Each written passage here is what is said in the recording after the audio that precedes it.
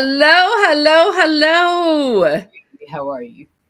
Woo, I am good. Good. I am good. It has been an incredibly busy and full week, but just, full of delight. It is Yes. spring and the plants are bursting forth with all their awesomeness.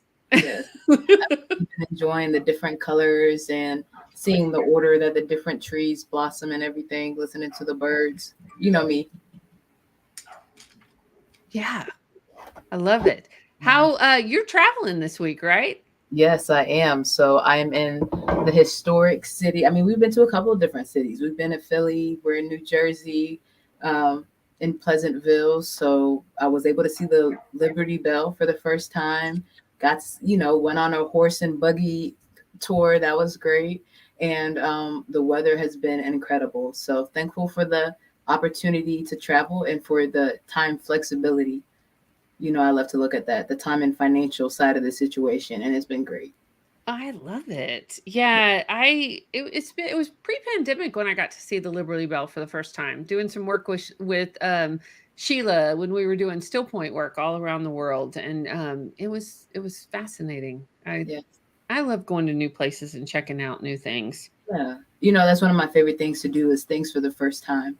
And talking about liberty, talking about uh, intellectual wellness this week. We'll get to the definition here in a second, but that's what I think about. The freedom that learning new information gives you, that being connected, being wise gives you, and what you do with the liberty after that. So it's been really interesting thinking about it from that perspective.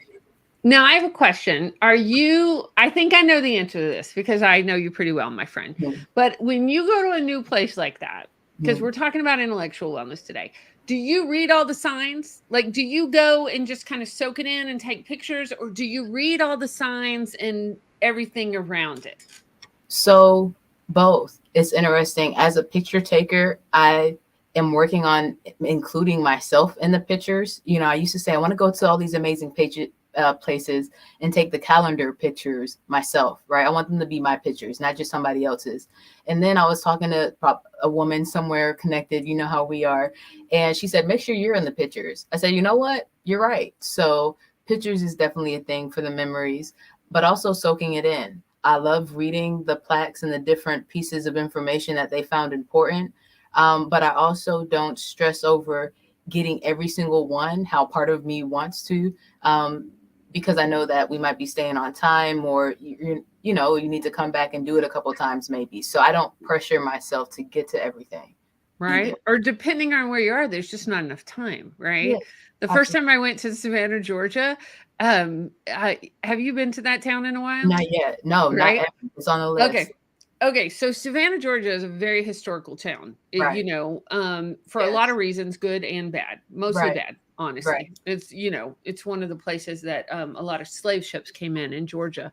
Um, and there are historical markers all over that town. Right. So when I had just moved to Georgia, my aunt and uncle were like, hey, we think we have an ancestor that's on a historical marker in Savannah. I'm like, oh, yeah, let's go find it. Let's go look, right? Totally ignorant about how many historical markers are actually in the city of Right. Savannah, Georgia. And that was almost impossible. Like, I don't think we ever found that marker. And Right. it was a very big learning curve and a learning Mhm. experience, right? When you go to a new place, because I'm a leaper. Like, I like to just go and discover. I Yeah. don't often plan the trips ahead of time, Yeah, I don't but do that. I get there and then I Google like the Got you. historical sites or what's the quirkiest things to do or what are the fun things to do. That's how I like to learn. I like a Mhm. little bit of spontaneity. And then, like, if something catches my attention, I'm going to go deeper and deeper with it. Yeah. I think now that you say it like that, the way I like to do new cities, actually, this has been my experience so far, is that I'm there with a native or somebody who really knows the area, and then they show me places, and I have my own experience, and I kind of do it that way. That's how I did New Orleans. That's how I've done Atlantic City and New Jersey for the past few times I've been up here. And Costa Rica was similar. We met Asia on the podcast, right? We had gone to college together. We're RAs together at Kennesaw State, and she went over there as one of her teaching assignments, and I met her over there. So she knew a lot about it, and it was great. That's super awesome. Should we actually do our intro for today and get this podcast kicked off? Yes, yes. Let's introduce ourselves. Hi, ladies. I am Shannon Mitchell, a Black millennial business owner, the founder of Shalo Glow LLC, an all-natural handmade shea butter company. I am a champion for your natural self-care and practical business systems. Hey, y'all, I'm Christine Gautreaux, a white social justice advocate, an international speaker, coach, dancing social worker, and published author who helps you upgrade your self and community care. Yes, together we are Women Connected in Wisdom, a podcast grounded in the 8 dimensions of wellness. And we like to get together every week and invite special guests to come in for intentional conversations about how to be wise in business, relationships, and wellness. And y'all, I can't wait to introduce you to our guest today and to also, I don't know, I kind of want to just jump in. But before we do that, Shannon, is there anything else you want to talk about? I don't know. So, and this is something I work on, right? Especially when we talk about intellectual wellness, the way that you see things, I work on not being vain. We are top 10 in the world now, though. So I have to be mindful of my appearance. Top 10%, not top 10. Let's be really clear. You're Top right, 10%. That's the next one, okay? Top 10%, yes, of the world. And I was thinking about it today. We went out to breakfast and I'm thinking about my makeup. And it's just, no, we're not going to do it, So we're supporting women and our voices. And I was telling the ladies, so the listeners know before we came on camera, that the reason I decided to not go with makeup was because in one of my psychology classes at Kennesaw State, I learned that people listen to and learn more from people who they find attractive and whose face is symmetrical, which was interesting. Mm-hmm. Thankfully, I have a symmetrical face. Thankfully, the streets say I'm beautiful and I feel beautiful with or without makeup. So top 10% of the world. I wanted to still come on how I am with no makeup and still having the conversation about being well and connected in wisdom. Beautiful, my friend. You are beautiful. I'm glad that you came on as you are and who you are. I think that's powerful, right? And one of our listeners, Serena, says, I think you look beautiful, Shannon. So thank you, Serena. Yeah, y'all, today our guest, I am so excited about this. And one of the reasons I'm really excited about this is that our guest was one of the first people that gave us pushback as a listener and really listened to one of our podcasts very early on. And she'll tell you which podcast it was and was like, I don't agree with that. I think we need to update that. And we were like, tell us more. Let's have this conversation. And so we've been trying to get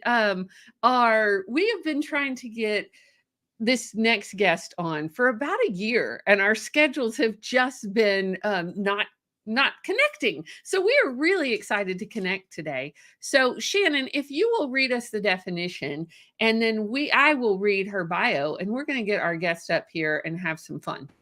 Absolutely. So again, today we're talking about intellectual wellness, and intellectual wellness refers to active participation in scholastic, cultural, and community activities. It is important to gain and maintain intellectual wellness because it expands knowledge and skills in order to live a stimulating and successful life. In order to improve intellectual wellness, it is important to value creativity, curiosity, and lifelong learning. And this definition is from the University of Illinois. I love it. I love it. And I know we are playing with definitions, and we are working on our own versions of these definitions as we get ready for our book to come out this fall. Yes. So, right. Just all kinds of fun stuff happening around here. Yes. And go ahead. No, I'm sorry. Go ahead and finish. I was just saying I am having a little tech issue over here. So if you'll keep talking for just a second, I will be right back with you. Yeah, and that's part of what we're working on, what we're going to talk about today with our guests, right? Intellectual wellness, and who makes the rules that you follow, who defines it for you. And actually, I think that was one of our guests. We were having that conversation. But what does the foundation of that look like? Really, this is when I think about what we're going to talk about, it's why I was so excited to talk about the 8 dimensions of wellness. It's why I think it's so relevant for all of our guests, because it really does base every other decision off of your needs and how it's met and the dimension that you're thinking about. Are you wise in this dimension? Are you well? Or are you working on your illness? So I'm excited to have the conversation about what we need. Let's do it. Let's bring her up. Are you ready? Yes. All right, y'all. Our next guest is an international consultant and expert in human behavior. Claire is the creator and founder of the Universal Needs. It's a proprietary model and methodology. She specializes in business, HR, leadership, and mental health. So we want to welcome to the stage, Claire Brummell. How are you? I'm great, and you're right. It's been a long time coming. It's so funny listening to you introduce me. Anyone who knows me goes, "Oh yeah, Claire will be the one to push back." Yeah. When you said that, I was like, I'd forgotten that was what had happened when we first connected. But I have to tell you, we were so excited, right? Yes. Because tell our listeners what episode you listened to. It was season 2, episode 16. So it's a little while ago now. So episode 16, y'all, I want to set the stage for y'all. We knew we had 1 or 2 listeners. Like, we knew we had our friends, we had our family, but we get Claire, who I can't remember if it was on. We're both part of a community called Entrepreneurs, which you've heard us mention on this podcast before, for intentional business leaders and who are making a social impact. And I think it was on one of those things. You listened to the podcast, you commented, and you said, "Hey, what'd you say?" I mentioned about the fact that you mentioned Maslow's hierarchy of needs several times, and I said it's actually quite a problematic model, and it's quite outdated, and it's really ineffective. And maybe we should be looking at a newer model that's more relevant and inclusive to where we are today. Woo! And I was like, okay, so you taught me something that all my years as a social worker and as a social justice worker, I did not know. Will you share with our listeners why Maslow's hierarchy of needs is problematic from the get-go? Well, I mean, how long have you got? We could do an entire podcast just on that. There are a number of different elements. I mean, fundamentally, things like that there are needs missing. It doesn't focus on our responsibility for our own needs or teaching us how to meet our own needs. But really, fundamentally, one of the biggest issues is that his work was generously borrowed, and that's a direct quote from an article about this, from the Blackfeet Nation, which is a indigenous tribe in Alberta, Canada. And he spent some time with them, and what he did was he actually took a model of being which they had, which was part of their cultural heritage, and pretty much stripped it of all of the cultural references and the community references that actually made it work. And it was the things that made it relevant. And what he did was he made it very capitalistic in its style, like very individualistic about individual, like trying to create that self-actualization point, that goal that we're trying to get to.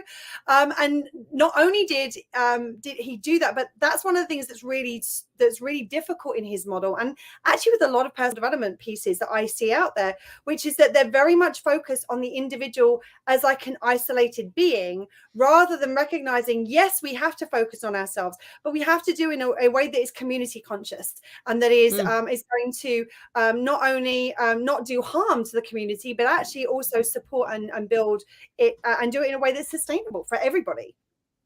Oh, I love that so much. That is like literally what we are about, Claire. Like the wellness piece, and how do we meet our own needs, and how do we do it? Yes, we're doing it on our own, and we're doing it in community. That whole interconnected piece, right? So tell us about the universal needs. Like, I know it's going to be hard to get this all in like one show, but I want our listeners, what you are doing is Andrea, I'm not sure if I'm saying that name right, says, love that, Claire. Awesome.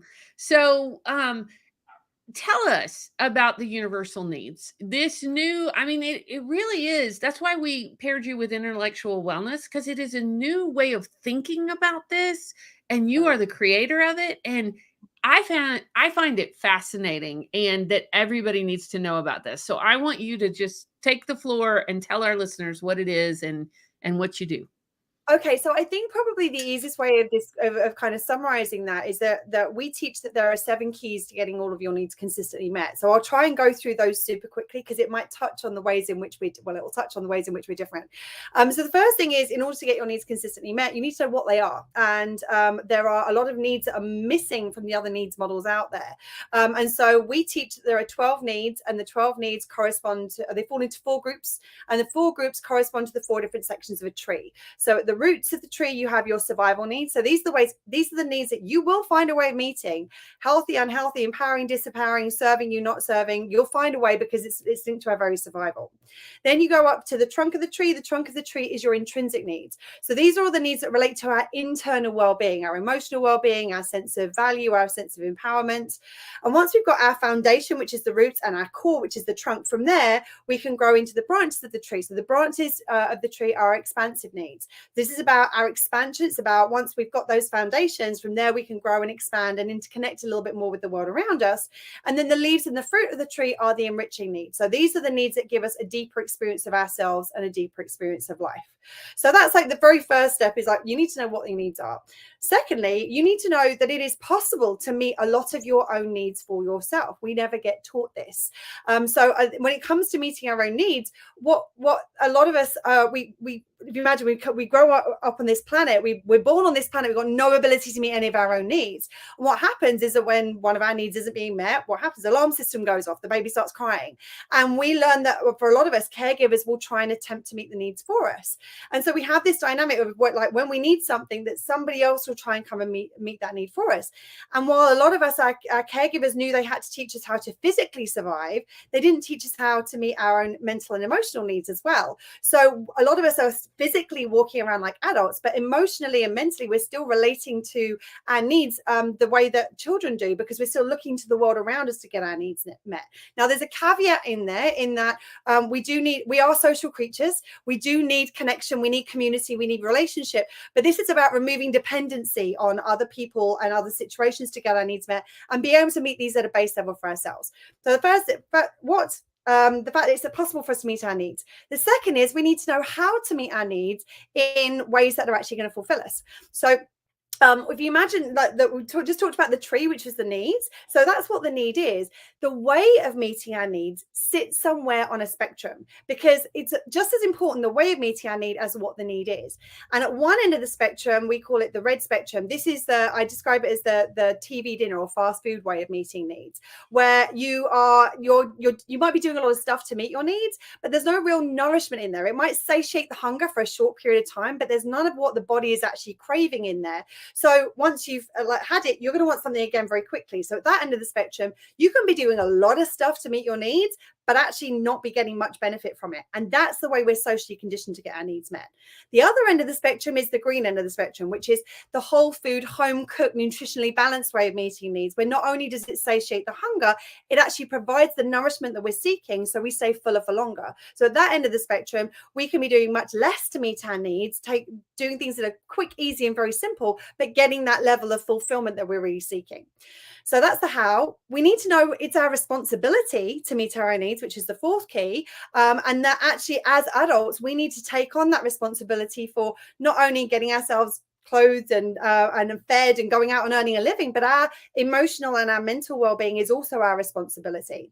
And then the next two are really where we kind of start to separate ourselves from the other things that are out there.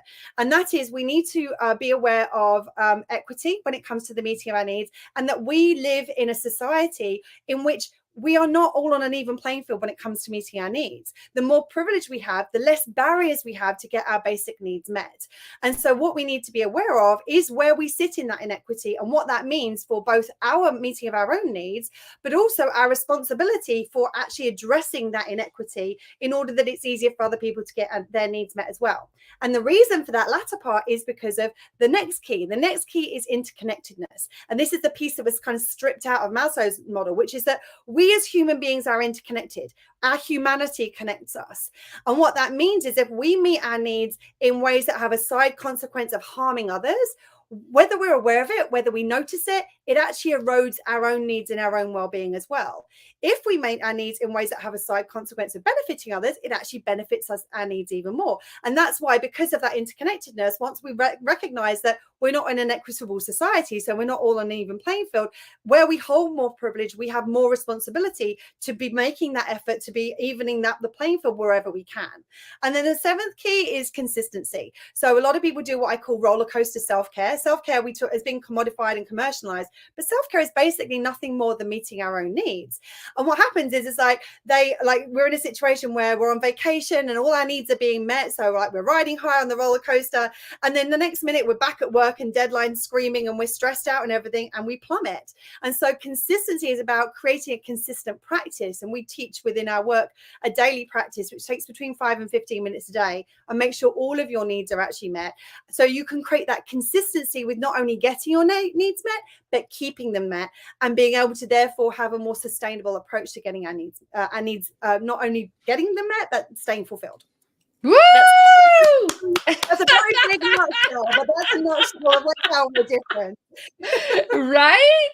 But how you're different, but what I love about this, Claire, is how in-depth and thoughtful and really looking at all the dimensions, right? We talk about this often on this podcast, is that we talk about the 8 dimensions of wellness, but they're all interconnected, right? Like it is all like, yes, we can talk about the physical part, but if you're not talking about the emotional and mental, forget about it. You're really not sitting in a place of wellness, right?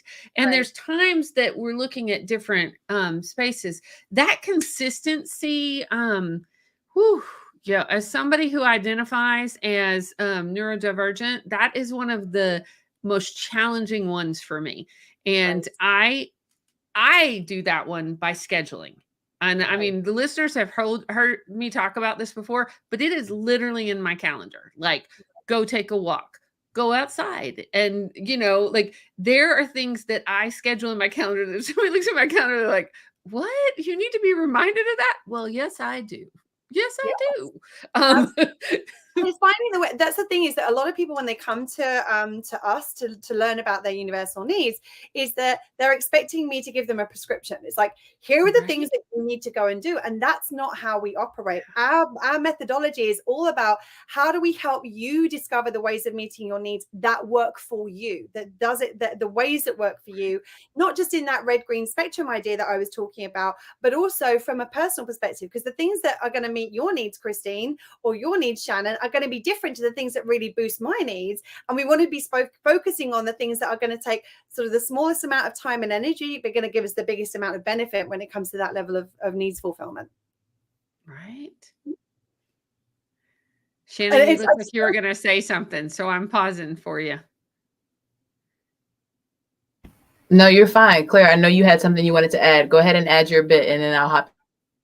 Right. The only other thing I was going to say is, when you were talking about the different dimensions of wellness, I was actually sharing with Christine and Shannon just before we got on, as a little research before coming on today. I went back and looked at, I listened to the last 10 episodes that they'd recorded, which spanned all 8 dimensions, and needs came up in every single episode. Either the word needs, the concept of needs, we talked about basic necessities in one of the relationship ones, or the actual individual needs that appear in the universal needs model, they were being spoken about, and consistently and frequently. And that's the thing, is that these needs are the foundation of everything, and they're fundamental to creating wellness in all of these different areas of our lives.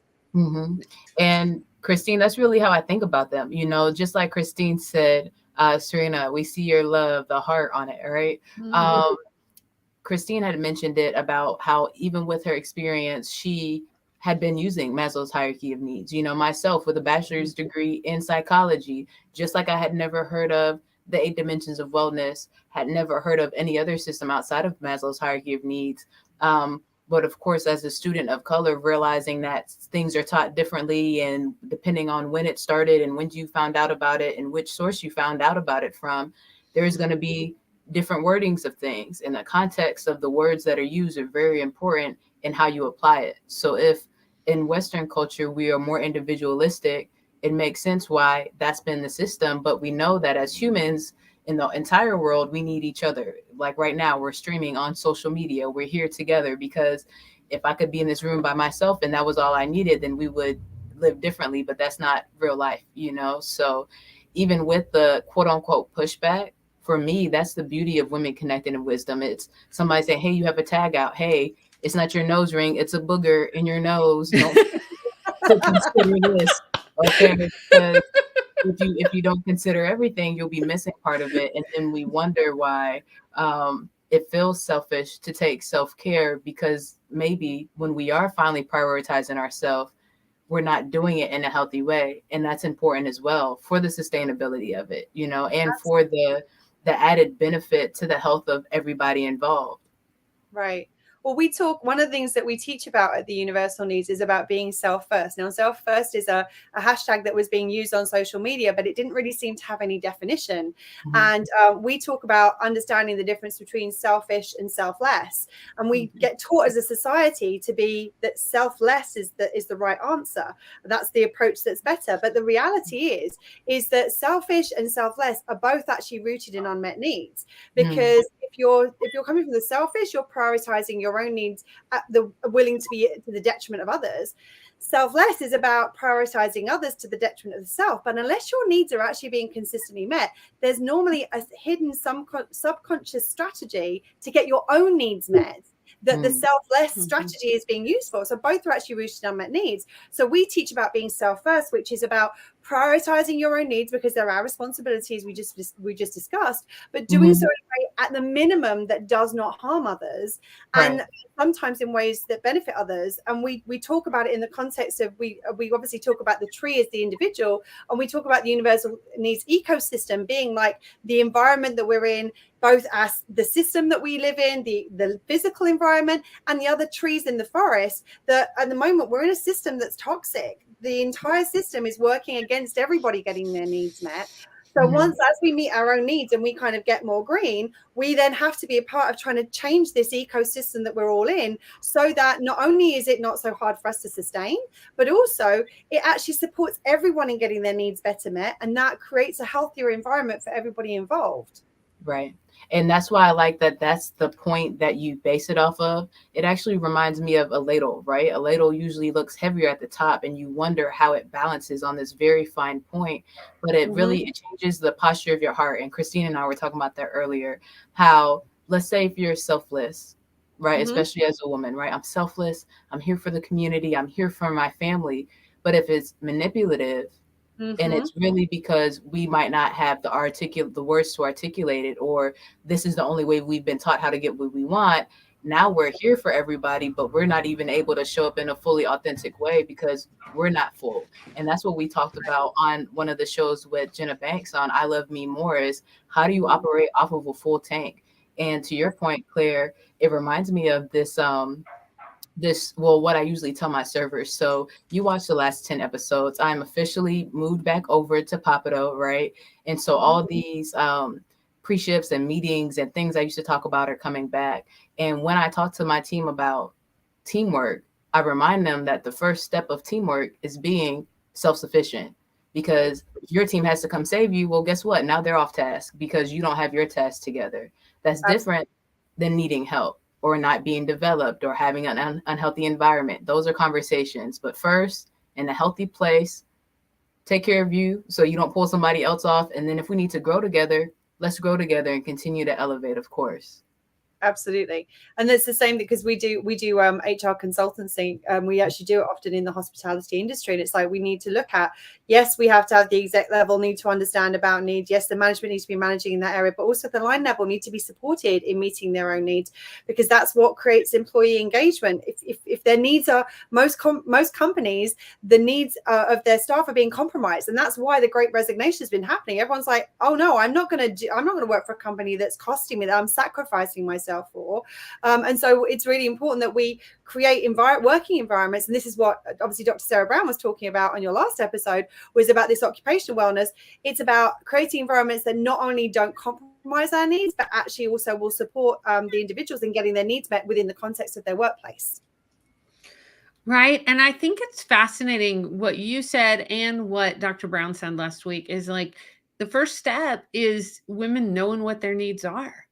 Like Right. really taking that deep breath and stopping and checking in and being embodied. You know, the work I do is all about being in your body and knowing what you need, because I've worked with so many women and people actually that don't know what they need. Like they're just on, in so many ways, they're on autopilot because they're trying to survive, or they're, you know, they're doing what everybody else wants, and they don't take time to stop and really check in with themselves and figure out, hey, this is what I like or what I don't like. This is what my body really responds to.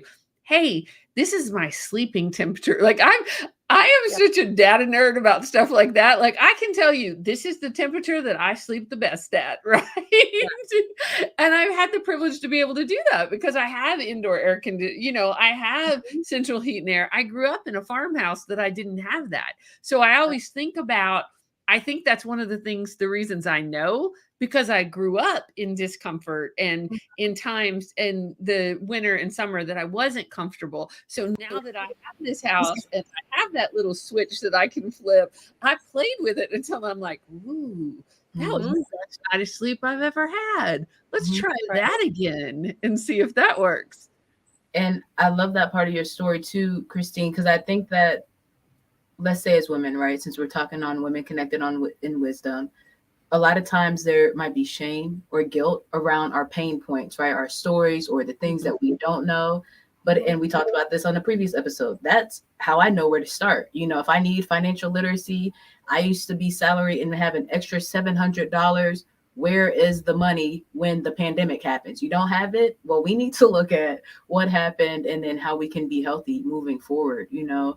And one of my favorite things that I learned when I was younger about the Native Americans is how they don't waste anything, you know? And that's what I'm hearing, Claire, when you talk about on the community side of it. You know, Christine meeting her needs might be one thing, you meeting your needs might be another. And the beautiful thing about community is what Christine wouldn't have used is exactly what Claire needed. And now everybody is stronger together. We're less wasteful, we're more efficient.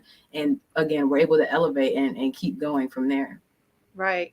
And going back to your point, Christine, about women often not knowing what our needs are, a lot of that is obviously because we've been taught to subvert our needs. One of the first things we often do with people is work around their beliefs around needs, because most women believe that they're not worthy of having their needs met, that other people's needs are more important than theirs, that it's their responsibility to take care of everybody else's needs, even if they're adults who have the ability to take care of their own.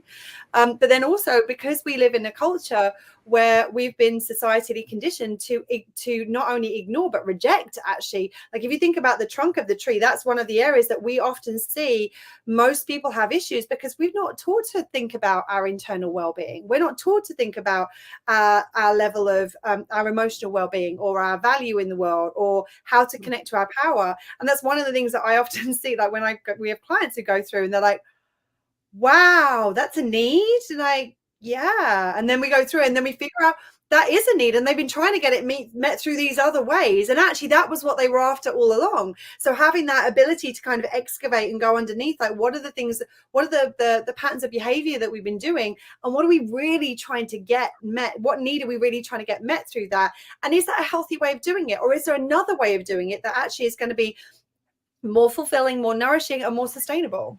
So Claire, when you have clients who are surprised at what is a need, what are the things that usually fall in that category that they're surprised about? I would say that one of the things that tends to come up a lot is value. They don't recognize that value is a need. We have a need to feel important. We have a need to feel worthy. We have a need to feel like we have a right to exist on the planet. And then I think the other one that really kind of comes up for a lot of people there is I think people understand this at an intellectual level is security. And that is recognizing that security isn't just about physical security. It's about mental, emotional, energetic. All of those aspects come into security. And they think about wanting to feel safe.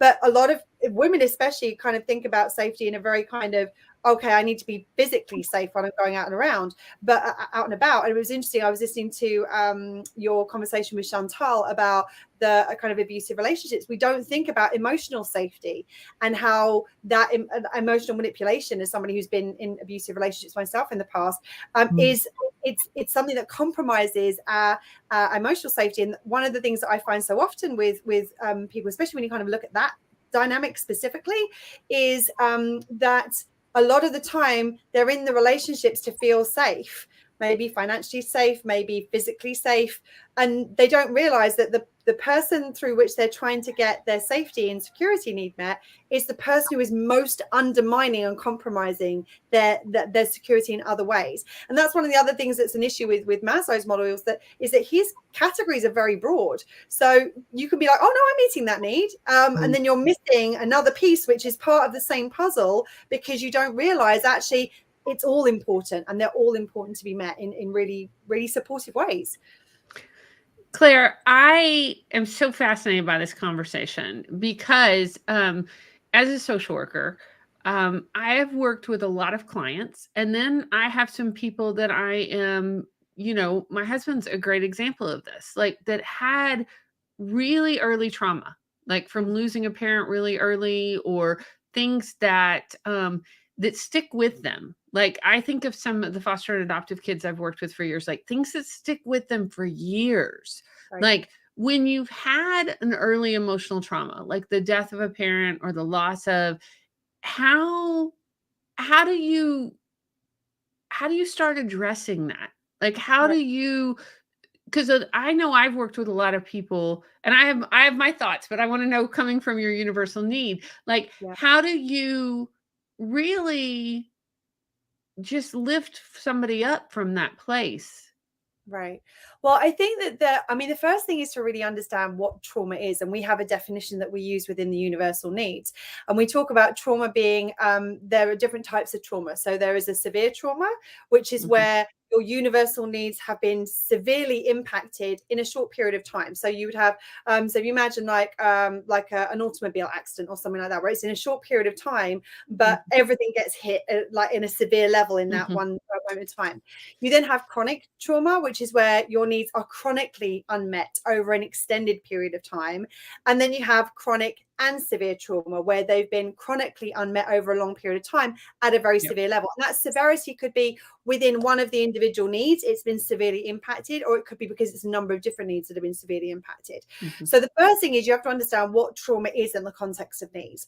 But the second thing is to recognize, and what I would do with a client is, if we were looking at this, is we would go back to looking at what was the trauma and which needs were impacted by that trauma, and to what extent were they impacted. Was it a sustained thing? Was it a severe thing? And then what we would do is we would look at specifically underpinning those specific needs as part of the healing process. So for example, you gave the example of a childhood trauma. A lot of the issue with childhood trauma, and reason childhood trauma is so traumatic, is because as children we don't have the ability to meet our own needs. We are genuinely dependent on others to get our needs met. So if the loss of a parent, for example, who are the people that we are dependent on to get those needs met, it creates not only a trauma in the moment, but this terrible fear and the trauma of the how the needs won't be met in the future.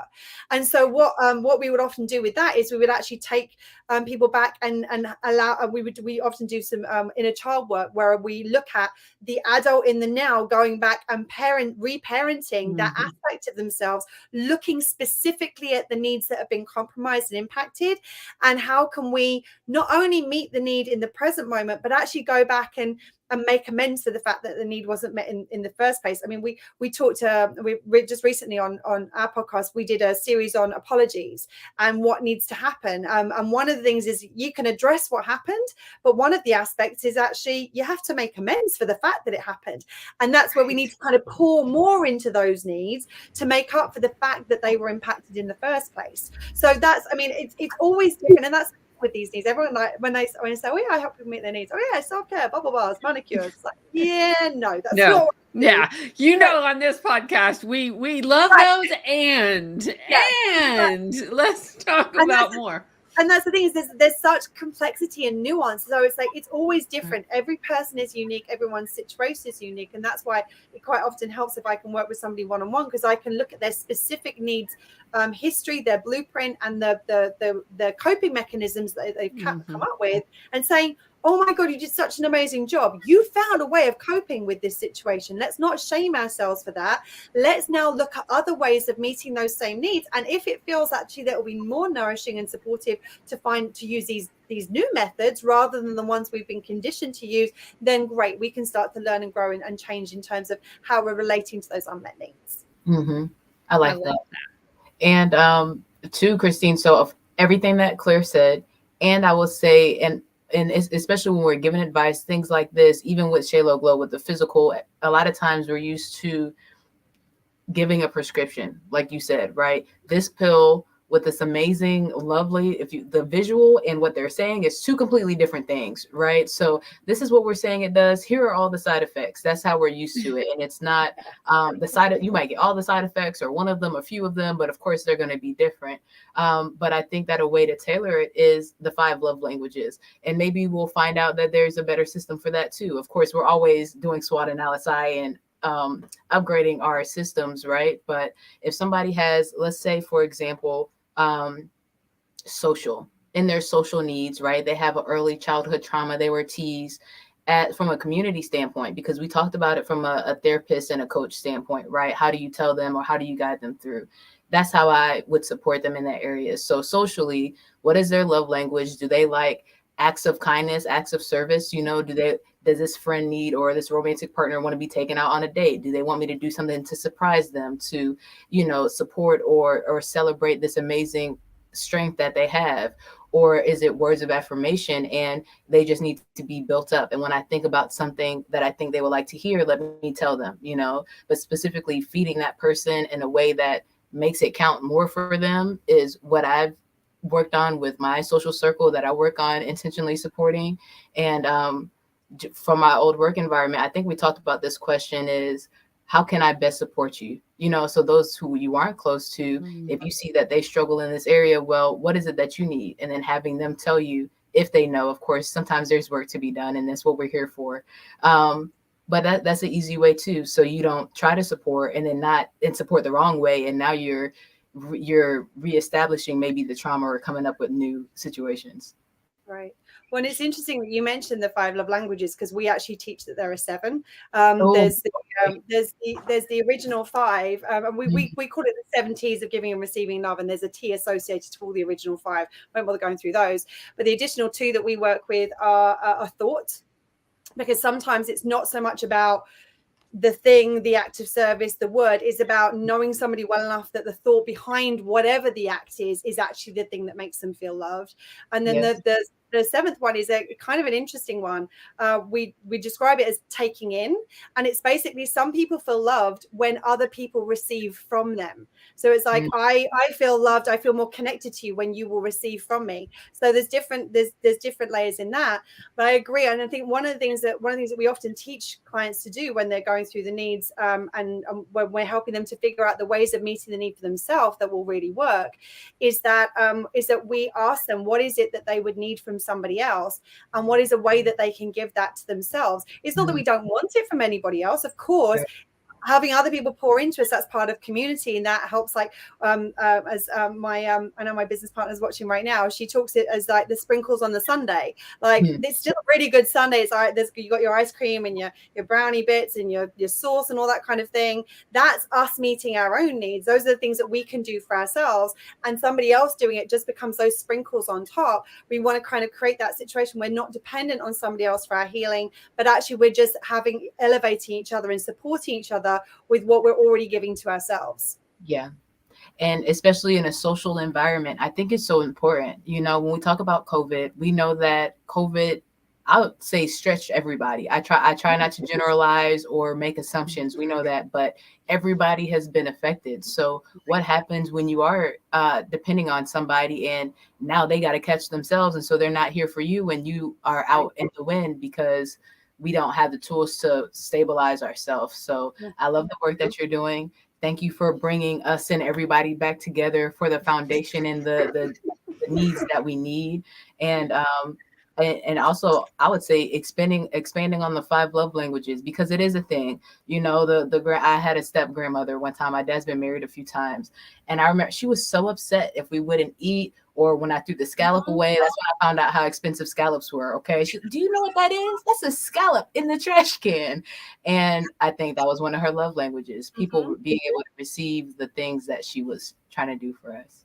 Right. Absolutely. And I think that's one of the one of the reasons that one really, I love that, is because it creates this mutuality and community. It's not just about how are people giving to us. It's also about how we give, like, how do we feel loved when we get to give to others, and like looking at those beautiful symbiotic relationships.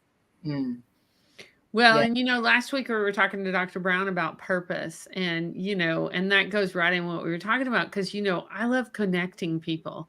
And that is one of my love languages, is when I can connect somebody with somebody else, and and I see the spark of like, oh my gosh, they're going to go do this project together. Or, oh, they're going to, like, I don't know. It lights me up from the inside. Yeah. Y'all, this has been such a good conversation. Like, this has been really good. Nelia says, hi, Nelia. Hi, Nelia. So glad you're listening today. Yeah, I just think this work is just so valuable, so needed, Claire. And like, could you imagine if our kids were taught this from the very beginning? Like, if they understood, like, I mean, whew, do y'all have a book coming out? I know you have your podcast. Do you have a book coming out? So we're working on the book. We're working on the TED Talk, and our intention eventually. I mean, luckily me and my big business partner, we're big thinkers, so we like to go big all the time. And so what the intention is that the universal needs body of work will end up becoming the core, and then there will be these different applications, like how does it apply in business in terms of customer experience and employee engagement?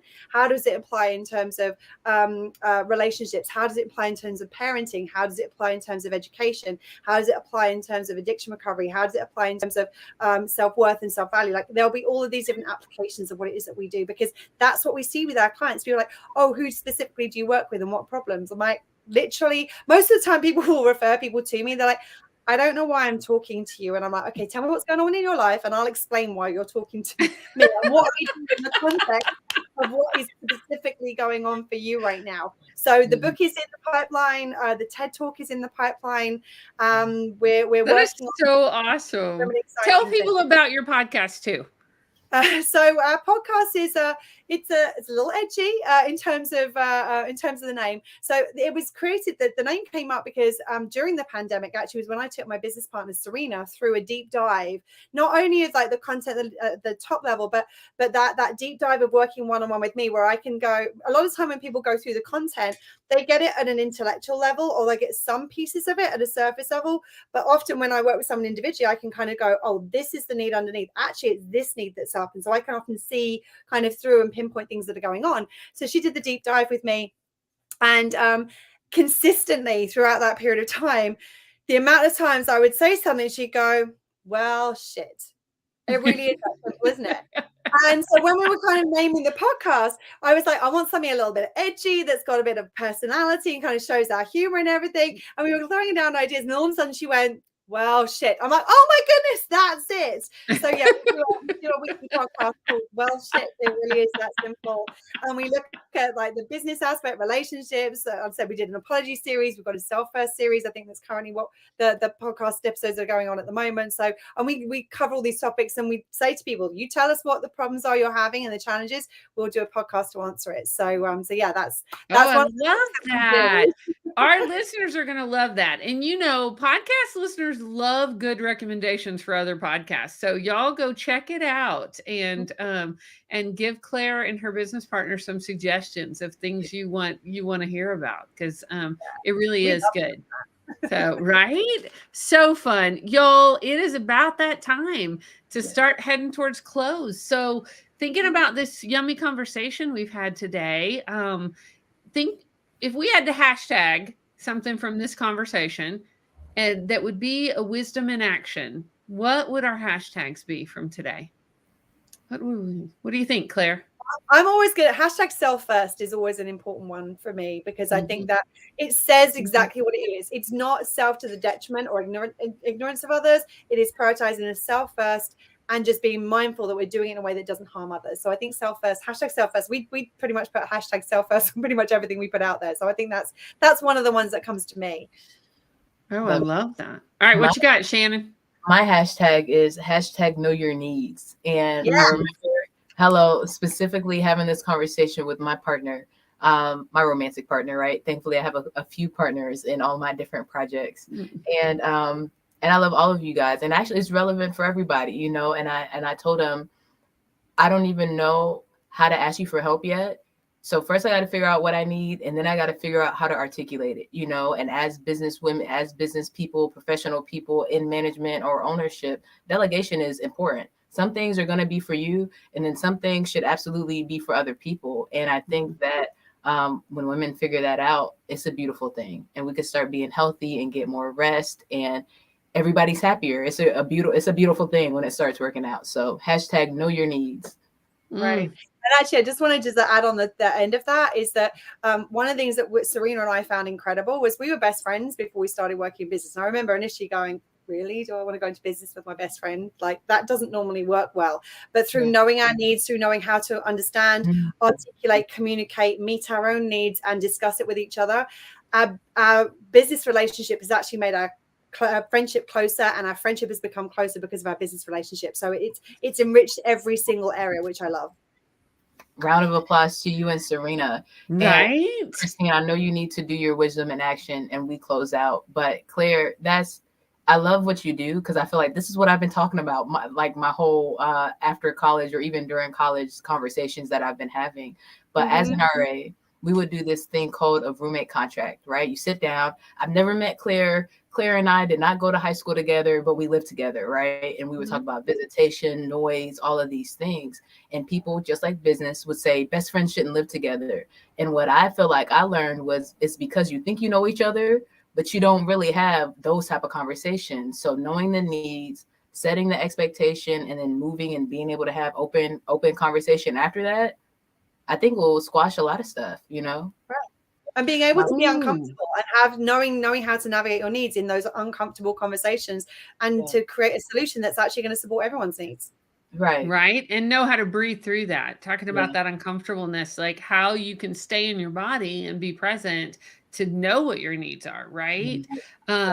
Oh, Claire. Okay. We're going to have you back, because I think we need like a college version. I think we need there's so many ways that you could talk about this. Right.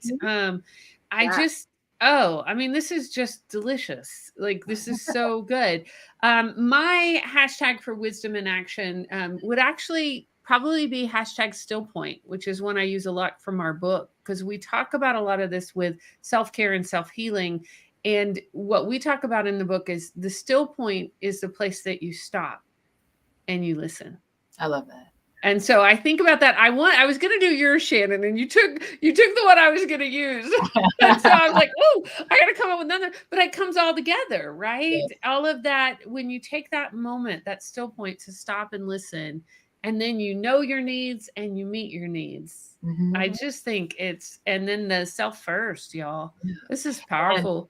And not just to be unicorns and light clouds and all things and always, and not to say that it has to be on the negative side to be opposed to that, but what I'm trying to say is that it's not just superficial, right? Like you said, Claire, a lot of people understand it intellectually. When I read Still Point, it's literally affecting immune system, and the women are dying. Like that's how serious it is, that when we do not do this, we are getting sick, having surgery, unable to show up for all the things that we love and spend our life on. And then when we finally take the time for ourselves, we have less than a second to see it, and then we're gone because we haven't been prioritizing ourselves. So that's the urgency that I feel with it. That's why we're here on vacation, not on vacation, 63 episodes, a year out from this conversation with Claire. Like, we still got to talk about it, because every day women and families are sick, and they don't have to be. Right. We can be live and thriving and talking about vacation or whatever the things are that help us meet our needs with joy. You know, so that's what I would love to see more of. And meeting our Right. needs is about honoring all that we are as humans, and Yes. the whole, as you say, it's not all the positive and light. Like, we need to recognize the other things that are present, because they're all part of our needs as well. And the trauma.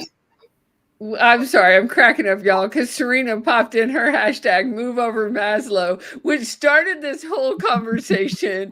Thank you so much, Claire, for reaching out to us and being engaged as one of our listeners, and just and bringing your light and your intellectual whole self, really, your intellectual wisdom to our listeners and to the world. We just can't wait to see what you do out there, and changing the whole way that we meet our needs. Like, Right. that's powerful stuff. Yeah. And I love what you ladies are doing. Like, I just think it's so important. The conversations that you're having are so important, and I look forward to coming back and having another one some other time. Yeah, please. All right, and it's delicious, but I feel like we've only just scratched the surface. I know, right? Absolutely. And Claire, like, this is a little bit of a secret, but we'll tell you and our listeners. So, coming in October is a Women Connected in Wisdom conference. So we need to talk about you coming and doing a workshop on universal needs. So yeah, so that's in the works. More soon, listeners. And thank you so much, Claire, for being here today and sharing your wisdom with us. We are delighted to be connected with you. Thank you. I love it. Woo! That was some powerful conversation. Yeah. I know we are way longer than we usually go. So as we go to wrap, what was something that stood out for you that you were like, oh, I want to talk more about that? Something I wanted to talk more about, or that I could talk more about, is when we talked about stripping of the culture in the community, right? It reminded me of college. I know when I take information from certain sources, you have to make it your own, so it makes sense that if you went to this place and you learned it, you kind of changed it because you didn't want to take it exactly. But sometimes the stuff that you take out is very relevant and it's important, Well, especially in white dominant culture, when it's a white male taken from indigenous folks and making tons of profit off of it for years. Like, whew, that's a problem. Yes. Right. So yes to talking more about that. And what you said, definitely something that I think about, so how can we add it back in to be healthier is what I was thinking about. Something else that stood out to me, meeting our needs in a way that fulfills us, right? She talked about the red and the green, the spectrum. I think that's really important. So what happens when you know the need, but then you meet it in an unhealthy way? Now we're creating another need or possible more traumas. And so the list can go on. Again, we'll talk about the second one. But those, and I will say the third thing is the levels of trauma, right? Severe, is it chronic? And then is it chronic and severe? What does that look like to be able to genuinely address it in a holistic way? Right. Oh, man. I mean, just such good stuff. And I want to lift up something you said right at the very end, because it's, I think, one of the most powerful phrases we can ask somebody that we're supporting in community is, you said, how can I best support you? And I love that phrase. It's one of the ones I use, and I use it in my daily life. And I just think we don't know other people. Like, we can't assume what somebody else needs, or by the way they look, or even if we've known them for years, because people change. And so I think asking that question and having people check in with themselves, and we could keep talking about this forever, but I know we have to start to wrap. Anything we need to know happening over at Shalo Glow? Oh, so shout out to my ladies. Have a marketing team working on everything right now. So love Women Connected in Wisdom. Nothing new. Actually, maybe outside of the waiting list. So if you go to the website right now, we are sold out of everything. Again, we are in the middle of this rebranding, going back to glass containers for everyone. But if there is a product that you want, I know there's messages on Instagram I need to get back to. You're trying to give gifts. Mother's Day is coming up, right? Father's Day after that, graduation, or whatever you're thinking about. You can get on the waiting list. They're already buying the kits. They're already getting the shea butter. So if you do not want to be on the second waiting list, email me, reach out on Instagram, and I will get exactly what you need and your information so you can be reached out to when we're restocked. And so you can glow from head to toe. From head to toe, baby. Because again, we got to work on the foundation. The whole tree has to be taken care of. Like right. So, yes. I love that.